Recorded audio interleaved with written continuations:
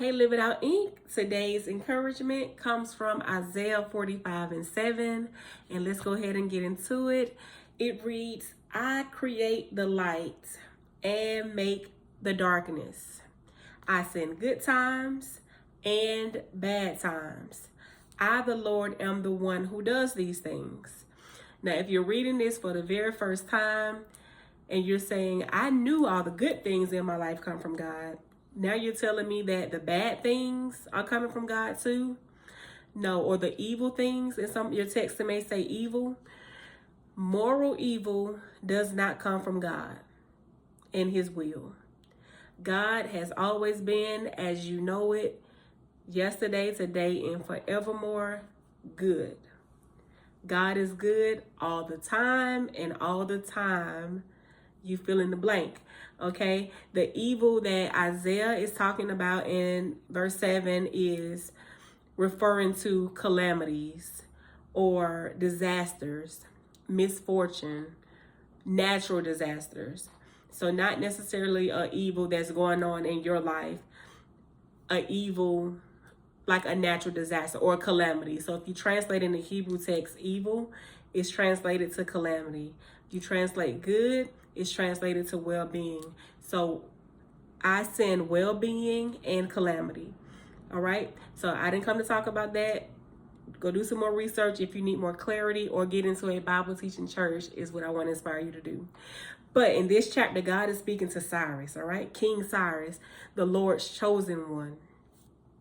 In my research, it said that he was considered God's Messiah. I had never heard that before, but it blew my mind, and I got to go and read a little more about that. But God says to Cyrus, Cyrus, you don't know me, but I've called you by name. I will give you treasures hidden in darkness, secret riches. I'll go before you, and I'll level off the mountain. I'm going to smash down the gates of bronze. I'm going to cut through the bars of iron. I'm going to empower you. Even kings will be paralyzed with fear.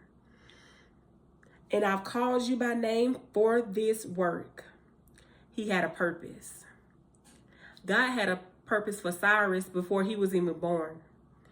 I've called you by name for this work. And he tells him multiple times, I called you by name. You don't know me, Cyrus. I know you.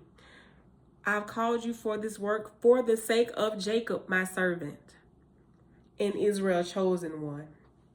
This is so good. God needed Cyrus to acknowledge him, to recognize who he was. Because of him, Cyrus had won many victories.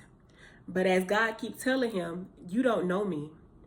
You've won many victories because of me, but you don't know me. I've gotten you this far for this reason. You have a job to do. I have a purpose for you. But before this next victory, I need you to recognize who I am. I create the light and make the darkness. I am the Lord, and there's no other. You ain't gonna find nobody like me. It ain't nobody out here like me. You ain't gonna find another God like me. I am the Lord, and there is no other, is what God is telling Cyrus. For I will raise you up, Cyrus, to fulfill my righteous purpose. He had a righteous purpose for Cyrus. And not only that, God is going to guide him. He told Cyrus, this is going to be easy for you. This is going to be the easiest thing you've ever done. And guess what Cyrus' job was? He had to go and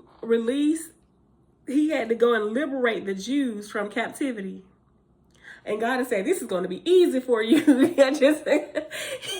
You have to go and liberate the Jews from captivity in Babylon and bring them to the promised land. It's another story why they got away from the promised land originally. You got to go and do your reading.